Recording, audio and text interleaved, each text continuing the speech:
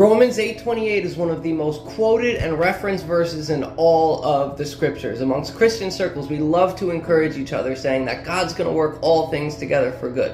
The verse itself says that God works all things together for good for those of us who love God and are called according to his purposes. So this is a conditional verse. If we want the promises, we are called to love God. What is loving God? John 14:15. Jesus tells us that if you love me, you'll keep my commandments. There's this essence of loving God that is following the teachings of Jesus Christ, obeying the commandments. This isn't necessarily the 10 commandments that Jesus is referencing here. He's referencing his teachings and leading a life that follows and aspires to follow God's commandments no matter what. Not to lean on our own understanding, but in all of our ways to acknowledge him, his word, his commandments, and then he directs our paths. We know that from Proverbs. This is in direct correlation to Romans 8:28. In John 21, Peter has a conversation with Jesus where Jesus challenges Peter and asks him 3 times if he loves him. And Peter responds every time, "Yes, Lord, I love you. You know I love you." And Jesus responds in 3 different ways,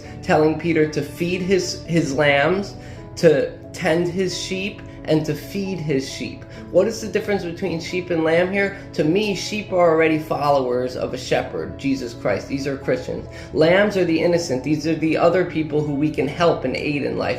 Tending sheep. Tending has to do with herding, protecting, giving water, feeding food. These are the acts and putting feet to the gospel of Jesus, going out in the world and helping and serving others. So if we want the promise in Romans 8:28 that God will work all things together for good in whatever situation we're in, it comes with us following God, with tending to his sheep, with feeding his sheep and lambs, and following his commandments, the teachings of Jesus Christ. So if we love God, we can have the promise that God is working all things together for good for those of us who love him and are called according to his purpose.